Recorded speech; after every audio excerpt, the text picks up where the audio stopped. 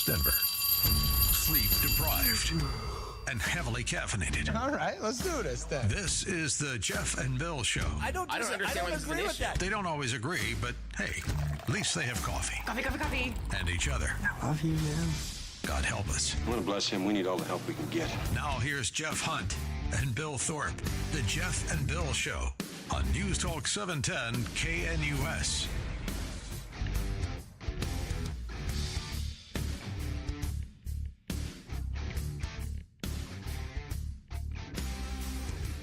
Seven a.m. in the Mile High City on this Monday, August 25th, 2025. Good morning, Denver, Colorado. You've tuned in to the Jeff and Bill Show, News Talk 710 KNUS. I'm your co-host, Jeff Hunt, along with Bill Thorpe, bringing you the freshest insights, hottest takes from the right, left, and center. We're going to talk to Brandy Bradley during the 8 o'clock hour.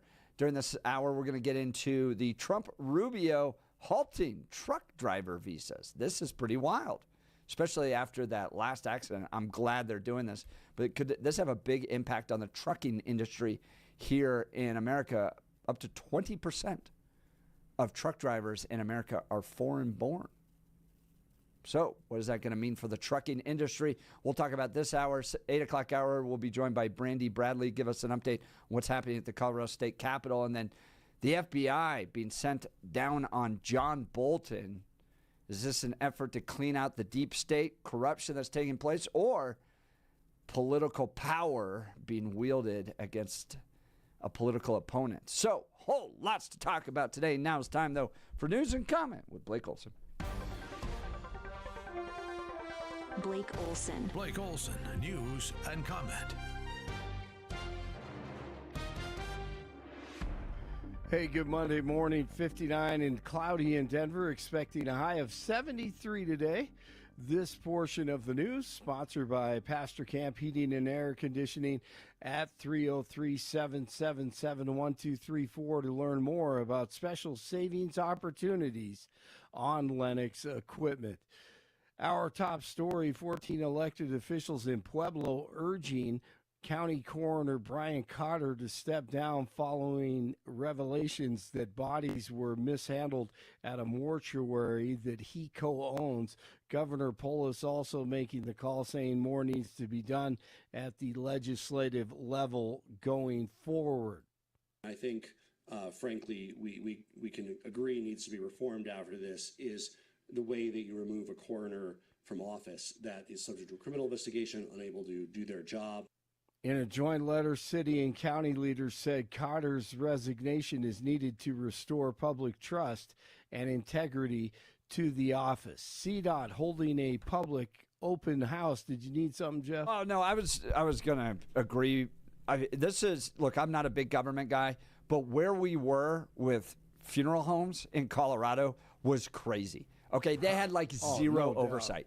They had there was not much going on there, and then you get all these stories of families getting cement given back to them, and then bodies just thrown in rooms. The dude in Pueblo. 15 years. Yeah, that's what Blake was talking about. Part, yeah. I mean, 15 years. There's a body sitting back there for 15 years. Right. Like, and then you couldn't cremate Colorado, it. Hundreds. It became this grift for people to, in the midst of the chaos of losing a family member, and you don't know what to do, and you just call the mortuary, and they take, and there was almost no oversight on these things.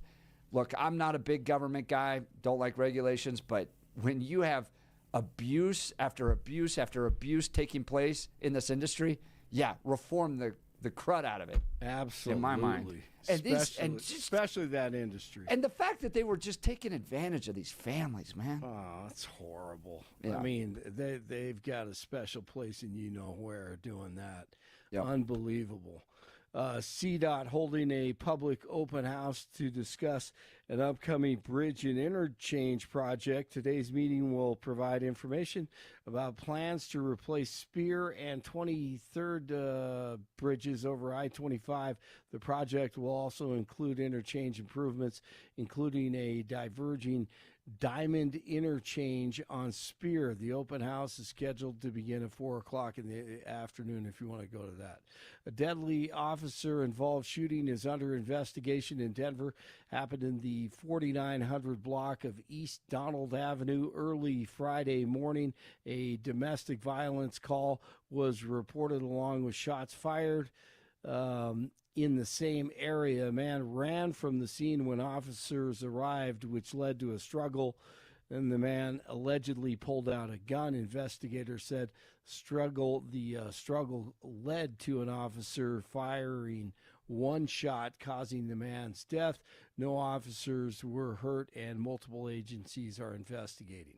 National Guard troops in D.C. are now armed. Troops deployed in the nation's capital right now as a part of 47's crackdown on crime, will continue to focus their work on protecting federal assets and providing a safe environment. Meanwhile, DJT is turning his attention to Baltimore, threatening to send troops.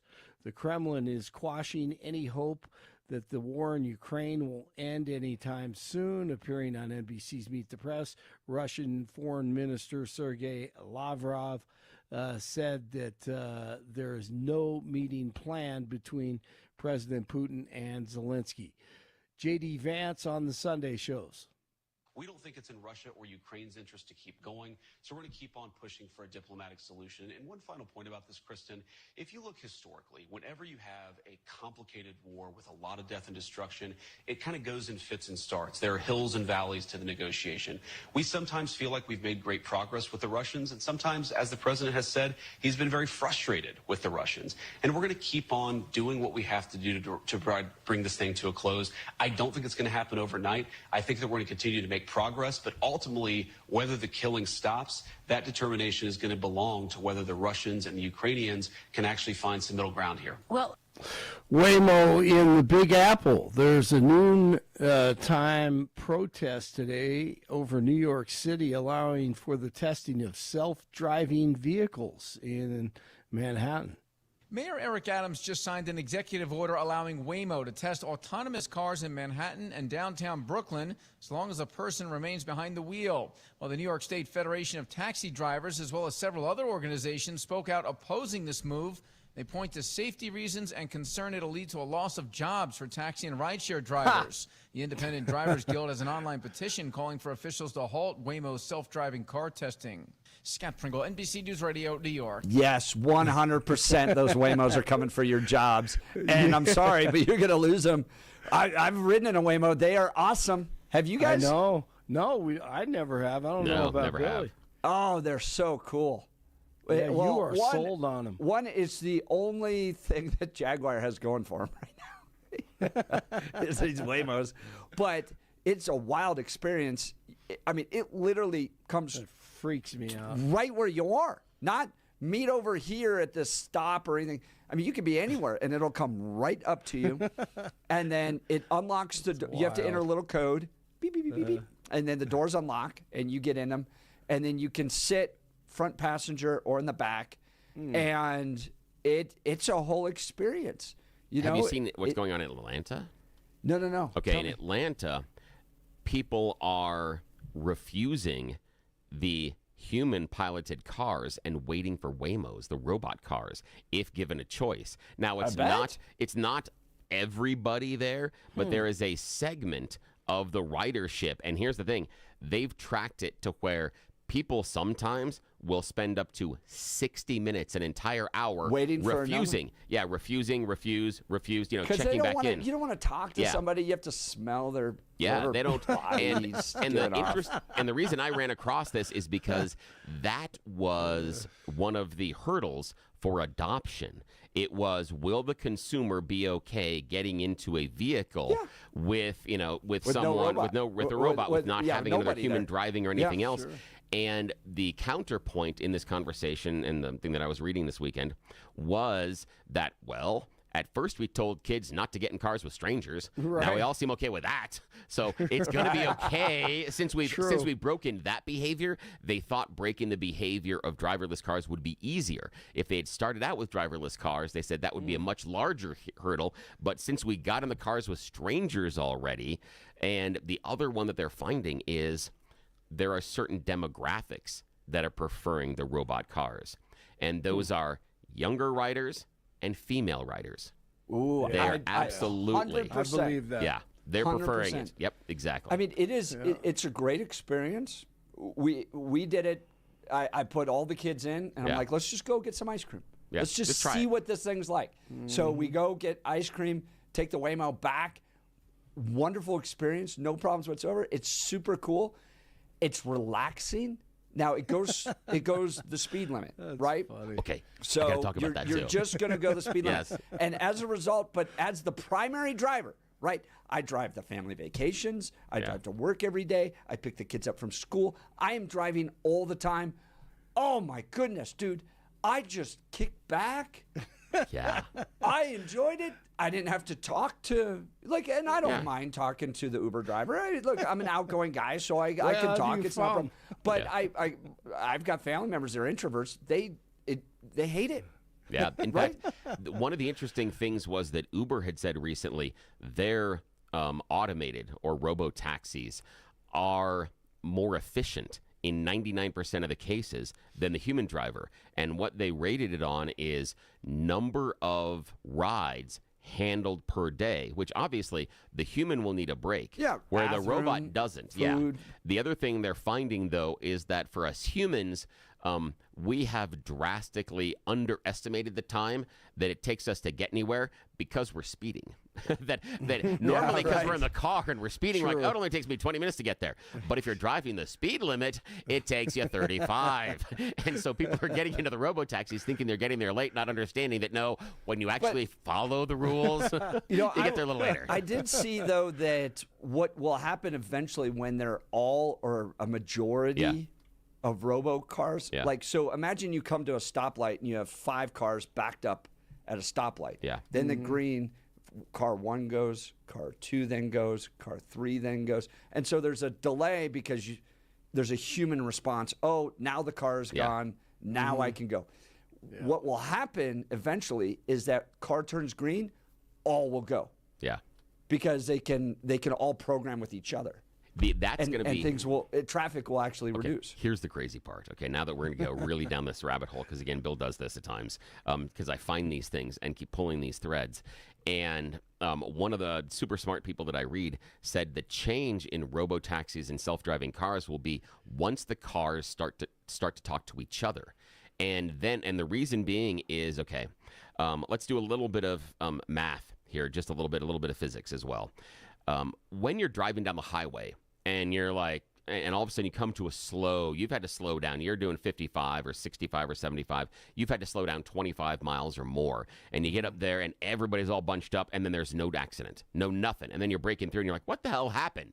What happened was someone 5 or 10 minutes earlier slammed on their brakes. Yes. Because what happens is if someone's, and just for the sake of argument, if someone's going 55 miles per hour and pushes on their brakes and goes down to 50, the car behind them doesn't have to go to 50. The car behind them has to go to 45. The car behind them has to go, because again, you have to get where you are plus slowing it because the distance you have is shorter. And so every car behind you has to slow down more than that original car. And it creates a series of dominoes to where eventually some cars, if there are enough cars there, the dominoes pack it up to where cars come to a complete stop for no specific traffic reason.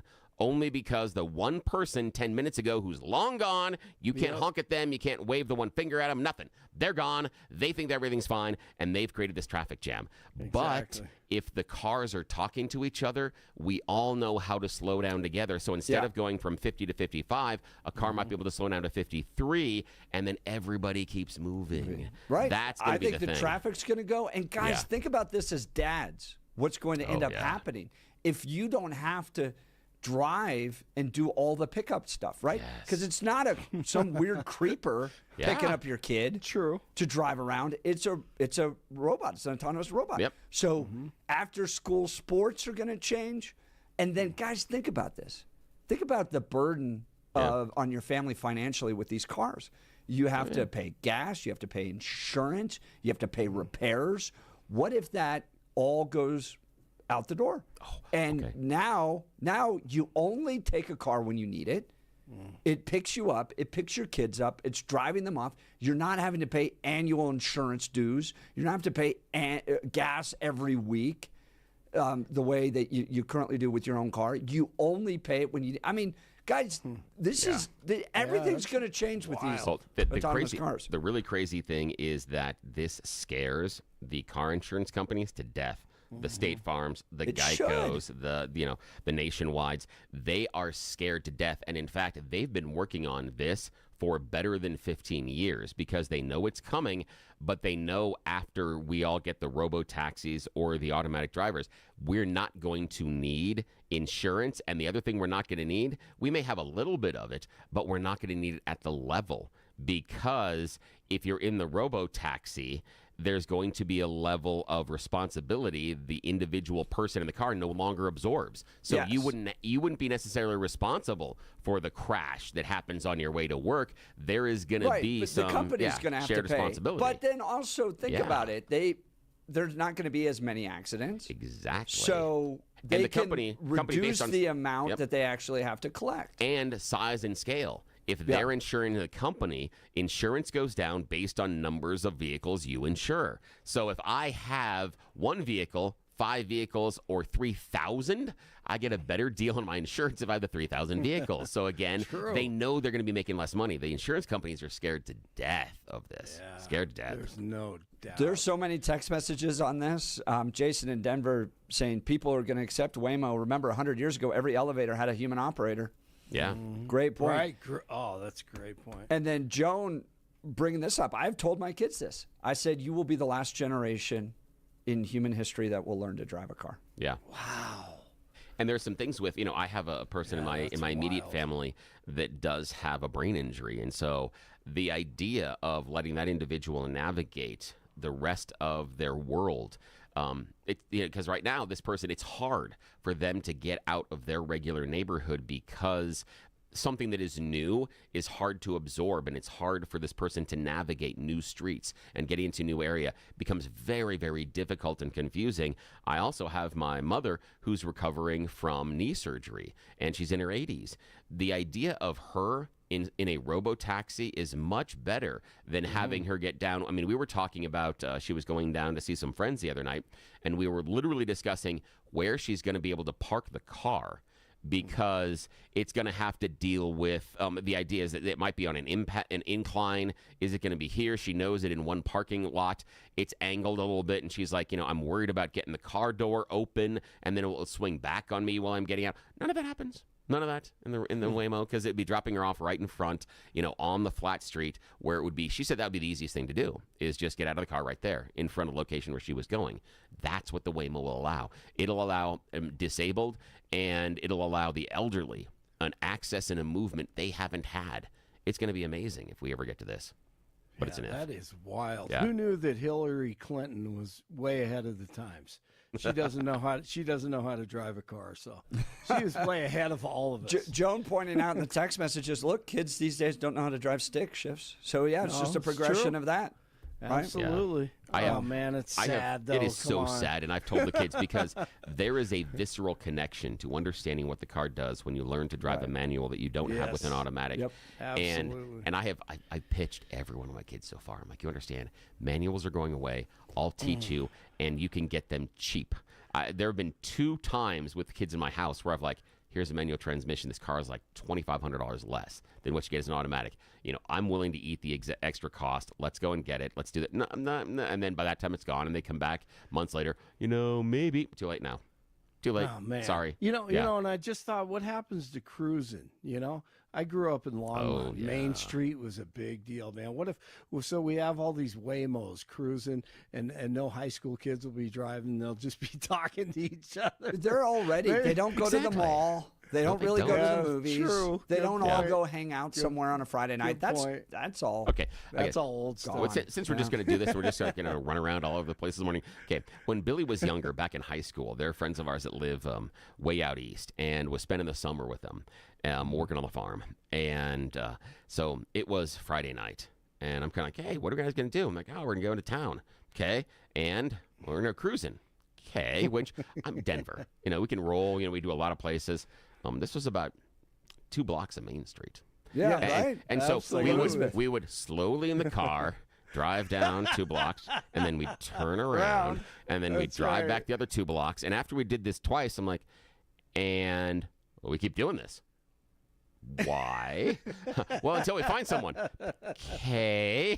And then eventually we pulled over the side of the road, and we found a parking place, and we got out, and we hung out there, and I'm like, we could have just parked the car and just walked around and oh, well, it's not my town, not my thing. That's funny. Yeah, but we had a great time. That was a fun. Yeah, you have to have at least 50,000 people in the town. Yes, you at do. Least, yes, to make it great. It was one of those towns where people would give you directions based on the stoplight. Oh, yeah. Yeah, absolutely. It was just, the stoplight is, go to your right. Yeah, and you're like, oh, okay, I know where that's at. Yes, that's directions were all based on the stoplight. We had at least 30, so that made it there you better. go. Yeah, that's a little better. Little easier. That is awesome. All right, 57 in Littleton, where they used to cruise also. 56 in Arvada. They used to cruise there as well. And 59 in Denver. Jeff and Billy continue. Blake Olson, News Talk 710 KNUS. The Denver forecast on this early Monday, mostly cloudy skies, temperatures right around 60 degrees by daybreak. For the rest of your Monday, showers and thunderstorms likely, cooler today, highs in the low 70s. For tonight, cloudy skies with showers and thunderstorms, low temperatures in the upper 50s. Tuesday, showers and storms once again, highs in the low 70s. Weather brought to you by L&L Heating and Air Conditioning. For quick, trustworthy, and dependable service, call L&L Heating and Air Conditioning at 720-851-1691. Visit them online at bestdenverhvac.com. That's bestdenverhvac.com. You'll be comfortable with L&L. I'm day weather meteorologist Patrice Sutter in the 710 KNUS Weather Center.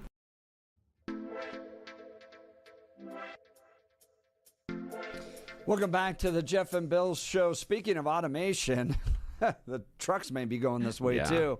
But let's hit the gas on one of today's big stories. Trump and Rubio pulling the plug on work visas for foreign truck drivers. President Trump, alongside Secretary of State Marco Rubio, is doubling down on America First. No apologies. They've slammed the brakes on issuing new worker visas for commercial truck drivers, citing public safety and the need to protect American jobs. The left's crying about supply chain chaos. But let's get real. A 2024 Florida crash, or a 2025, crash involving an illegal immigrant who barely spoke English has left 3 dead after an illegal U-turn blocked the highway. That driver now faces vehicular homicide charges. And you remember here in Colorado, truckers hauling freight on I-70, killing people. The American Truck Association claims a 60,000 driver shortage. And I mean, this would essentially pause 20% of the current workforce that drive trucks are foreign born. But if you remember, this guy that killed 3 couldn't even barely pass the English test afterwards. And if you have folks on the road that can't speak English driving, yes, what Trump and Rubio are doing to address this issue is spot on. Now, Bill, do you see this as a major problem for the trucking industry? Oh, yeah, I do think it's a problem, but I'm not convinced that this is the right solution, because I think they're targeting the incorrect problem in the chain. The idea that there's always the weakest link in the chain is really the problem. I feel like Rubio and the Trump administration are focusing on the wrong link. And for me, the link in the chain is the CDL license. That's the key. How are these? I don't care if the person has a visa to drive a truck here or to do anything else, because they still have to follow our laws. I remember having a conversation and then a later debate with someone just when NAFTA was coming around. And that was one of the big questions. We had this thing about, oh my God, all these Mexican truckers are going to bring in their big trucks and they're not going to have to follow our... And I did some work and wait, are they going to have to follow our laws, or can they just bring in whatever truck from Mexico? And it's no, they can't just drive a truck from Mexico that would not conform to the American laws.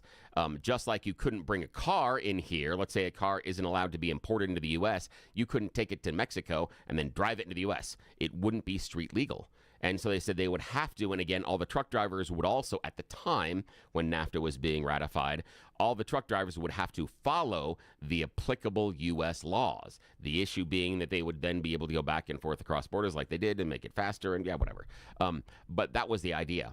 What I'm seeing in this is we have truck drivers that don't know the law. That, correct. Like the most recent one, the guy not understanding the U-turn. How do you possibly get a CDL and not be able to, one, understand what a U-turn is, two, be able to pull it off? That's, for me, what the hell? For me, that's the weak link in the chain, and I'm worried that what's going to happen is that Rubio and the Trump administration come out and they make this big proclamation, say, see, we're fixing it. When it's like, well, it's that pipe over there that's leaking. Why are you coming over here and telling me it's my toilet's problem in my house? I've still got the water leak. I'm not certain that the water leak is going to be repaired based on the plumber Rubio coming in and telling me what the problem is. That's what I'm worried about. Well, I mean, it's resulted in a loss of life not only in Florida, but here in Colorado, where foreign-born truck drivers are killing Americans either because they can't read the signs, they don't know English, or they're ill-equipped and incompetent to be on the roads. And anyone who's ever traveled to a third world country, you see that it's just chaos on the roads. Oftentimes, people just pull U-turns wherever they want. Yes. They don't really follow the rules or laws like they do here. So sometimes there's even questions on, is that really street legal? Right. Where are all the tires? Yeah, there's some real questions. So that happens in third world countries. They come to America, and Bill, to your point, somehow they're getting through the CDL licensing, which that should be a barrier, right? That license right there should require you. I mean, it's amazing to me that in America, that you would be able to get through not knowing what these signs mean and get a commercial driver's license. So obviously there's a problem there. Trump and Rubio pausing at least till September 30th of 2025 visas to allow foreign-born CDL truck drivers to come to this country and work. Do you agree with it? Let's go to the phone lines. Dwayne Devine. Good morning, Dwayne. You're on with Jeff and Bill. Morning. Good morning, gentlemen. Something that people need to know with the CDL is that I could not buy recreational weed and use my license.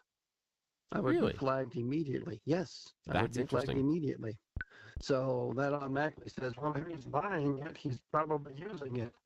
And someone had used a CBD oil that I know, came out with 0.003 cannabinoids or whatever it is. They had to bring the owner of the company out by plane, because it's in California. They had to fly out, pick her up and the truck, and drive it out of California all the way back to the home office up in South Dakota, just because of 0.003 cannabinoids or whatever it is. There's no, it's like people don't realize what it is. It's 0.08 for the DUI, 0.04. You don't even get near alcohol if you've got a CDL, because you've earned it. It makes you a lot of money, and it is what it is. I have to drive a 35-foot trailer here over the summer, and the truck I drive and everything else, we're not for hire. But if I was for hire, then the rules even become far more. restrictive on how many hours I can drive, what I can have in the car, everything else. A CDL is not just, oh, look, I can drive anything.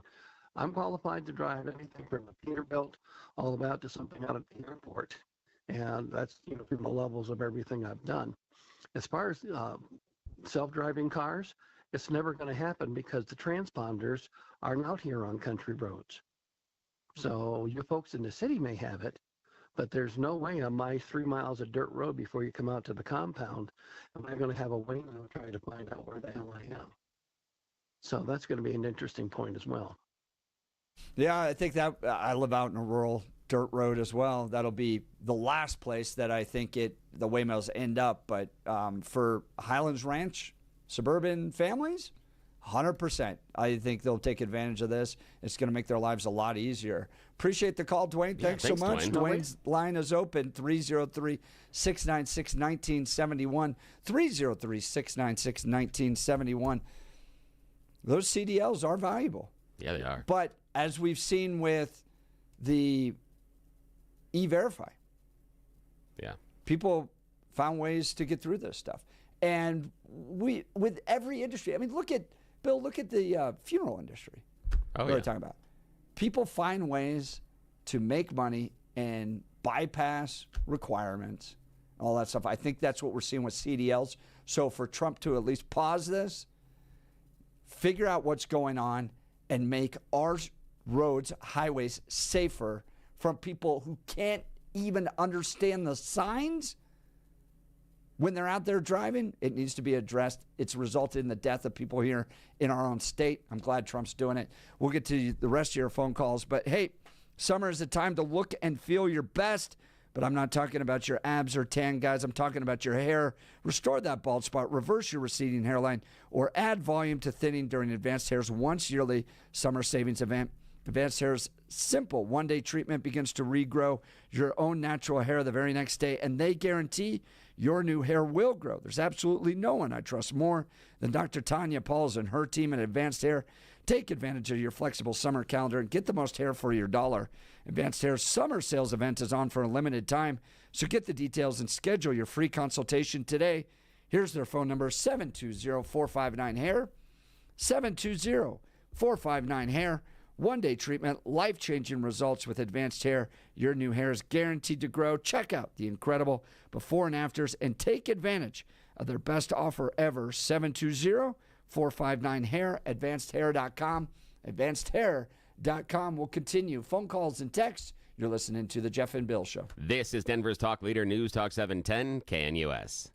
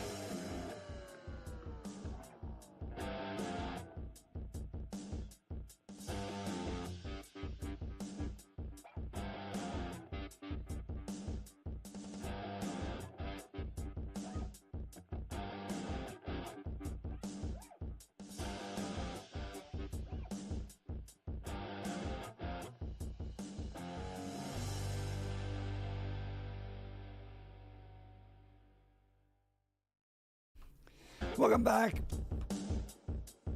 Welcome back to the Jeff and Bill Show.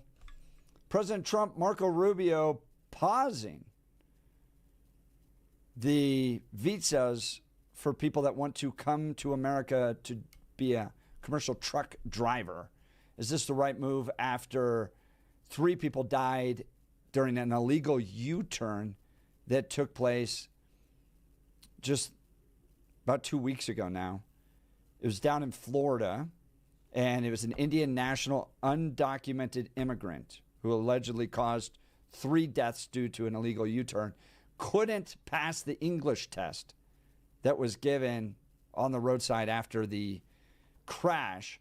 Now, here in Colorado, you had the crash on I-70, where the guy was originally sentenced to like 100 years. He was here legally, but English was his second language. He was from Cuba.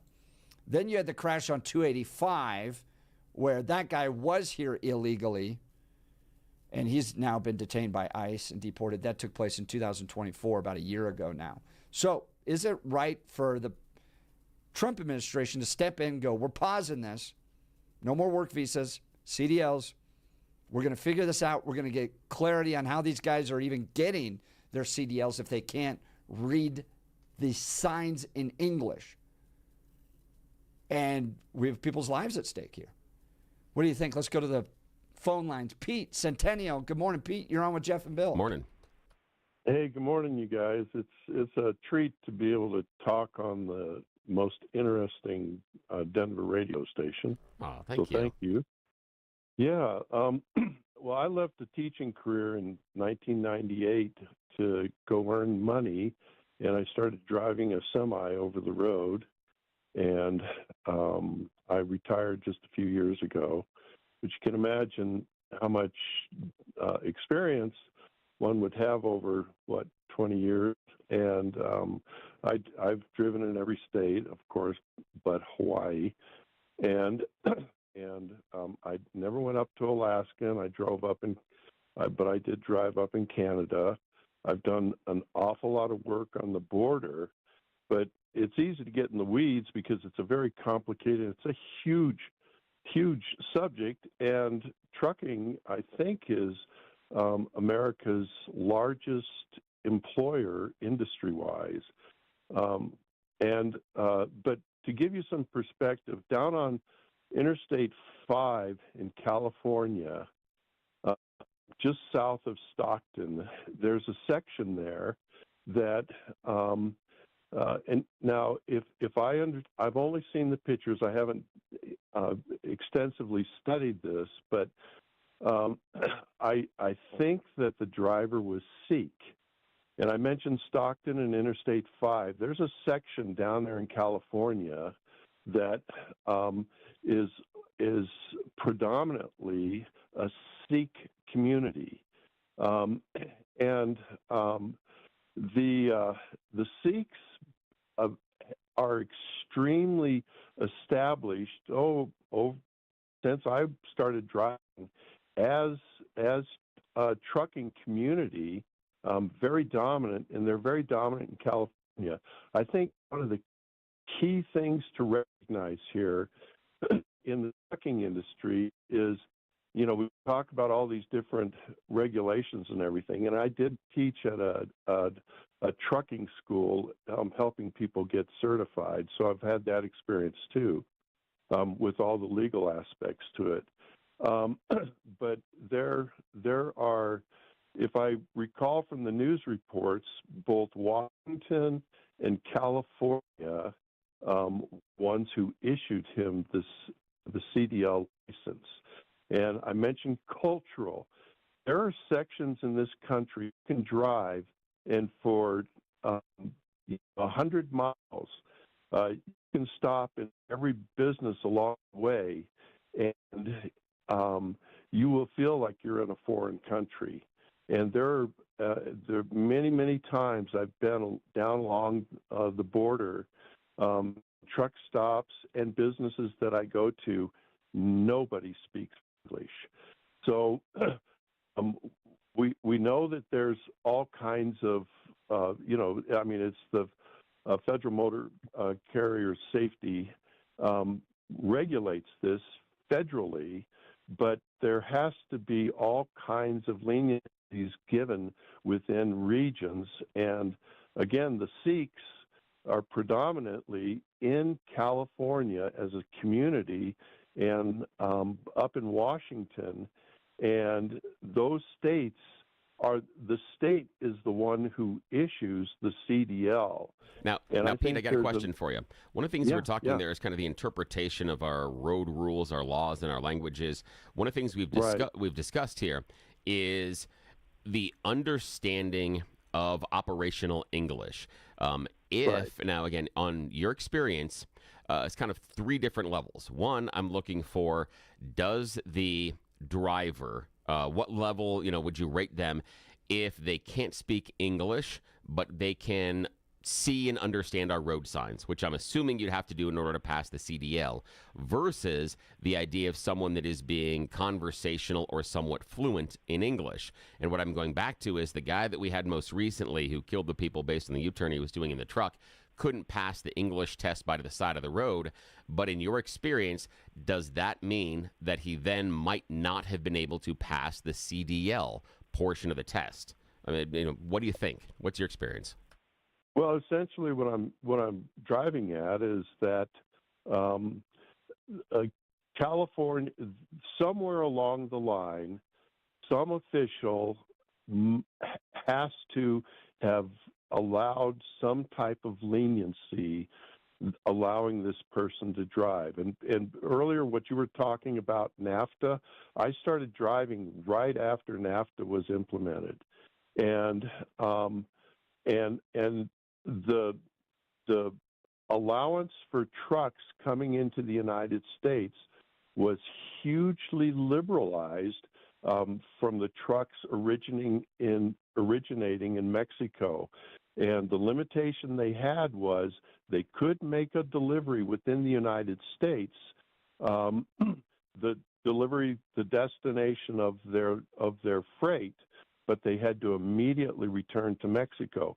But I bring up the cultural thing again, and I think that's the thing to stress, is culturally, there are sections in this country where even just the cultural norms of our society aren't understood and aren't followed.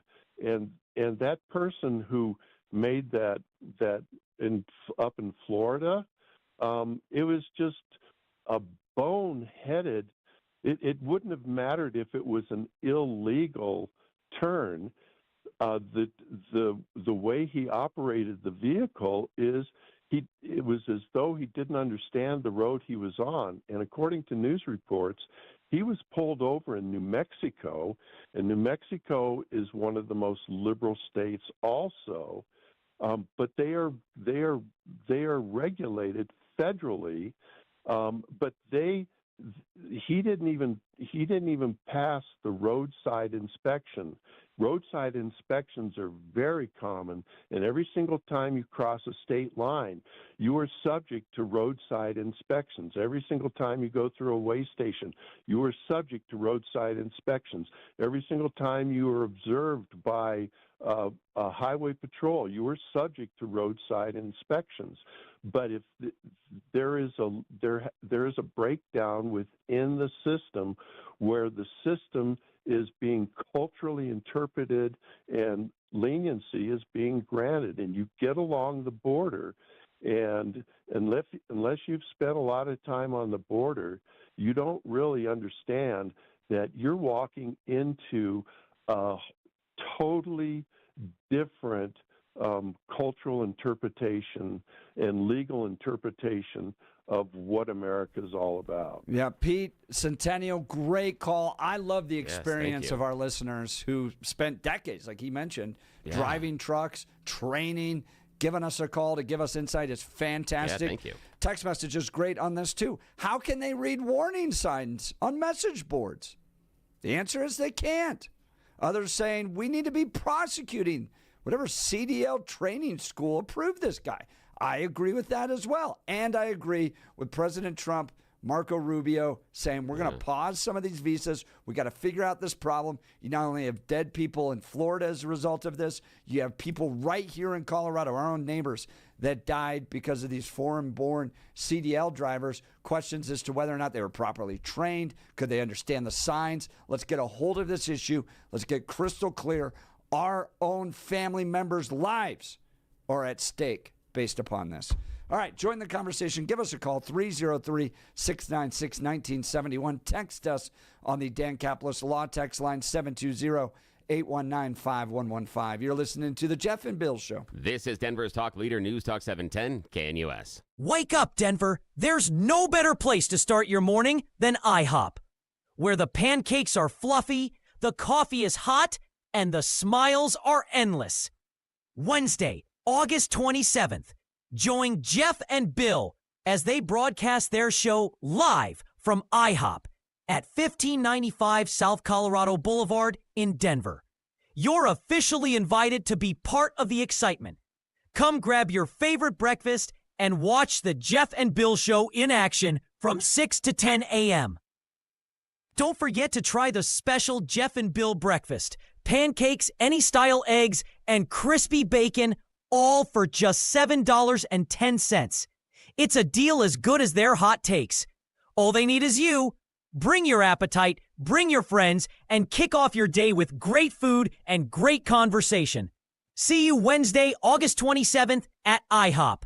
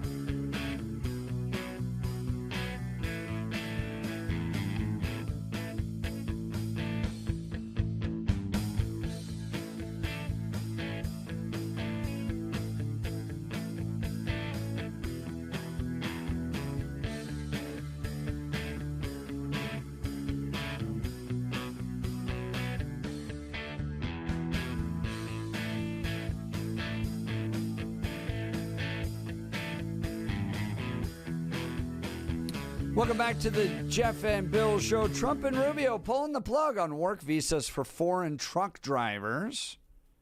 Is this a doubling down on America First policies, or is this going to result in supply chain chaos? What do you think?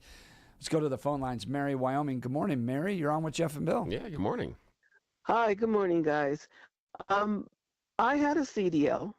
I did that when I worked wildfires. In case there was a blowover, I had to be able to move the equipment. We had eight trucks and eight trailers. You have a show, and towards midnight, that's a trucker show. And it's the truckers calling in discussing a number of things, and especially this issue was one of them that they have been on. Were you aware that this truck driver was pulled over in New Mexico and could not speak to the state patrol person, and the guy let him go? Yeah, I'd seen that. Okay. And one of the things is that that state patrolman could have stopped him because he could not communicate in English. They could have stopped it right there and had the truck impounded. That's one of the things you're talking about, what Trump is doing about stopping. But what about all those that have licenses, commercial licenses right now? One of the ways to be able to stop that is if they are pulled over and they can't speak English, then that they could be stopped right then. I got a larger question, though, in this, Mary, is that, again, it seems like we are focusing not on the weakest link. And what I mean by that is we're saying that once these drivers are on the streets, we are waiting for law enforcement to contact them and then realize they should not be there. However, my understanding is this guy that was illegal had obtained a CDL. So at some point, truck driving school. So again, at some point or another, he was able to navigate the system well enough, despite not being conversationally fluent in English, in order to get that CDL. To me, that's the weak link. Because the issue is that I don't want a system in which we understand that some of these people that are getting these CDL licenses, or a portion, whatever it is, are getting out on the roads, and hopefully we're going to catch them. For me, the place to catch them is in the licensing process. And that's what I'm worried about, is we seem to be focused on the wrong thing. You have a truck driving school that's earning money. And a lot of that is federal money because they get, what do you call it? Not a Subsidies? grant. You know what I mean? Yes, they're able to get a government grant that pays for the schooling. And so my point is that, in other words, you're right. It should be the truck driving school, and I'm hoping that the family that was killed, that's one of the people that they go ahead and sue too. They should be included. Because my understanding is that the truck driving school is authorized to do the driving test but they have to be the training. I know, but they can do the testing, but it has to be, my understanding is, by a third party, and that testing organization has to be certified by the state. In fact, here, Mary, hang on a sec. We'll bring you back. Hang on a sec. We'll bring you back in a sec. Yeah. Well, I have a question for Mary too. Is she a spy? Because she's done everything. She's like a Jason Bourne. Is Mary from Wyoming? It doesn't surprise me. She was a truck driver. Well, we'll continue the conversation. Plus, Brandy Bradley's going to join us in the 8 o'clock hour. You're listening to The Jeff and Bill Show. This is Denver's Talk Leader, News Talk 710 KNUS.